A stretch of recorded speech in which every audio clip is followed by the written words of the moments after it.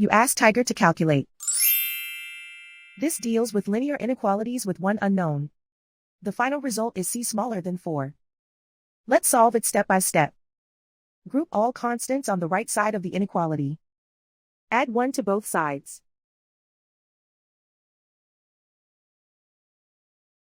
Simplify the arithmetic.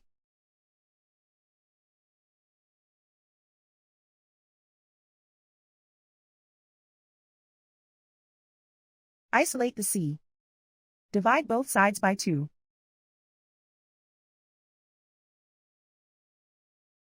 Simplify the fraction.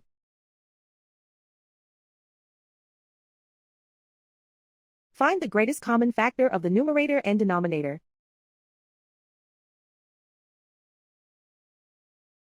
Factor out and cancel the greatest common factor.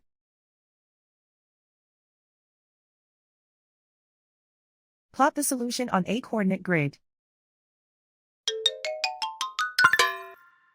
And so the final result is c smaller than 4.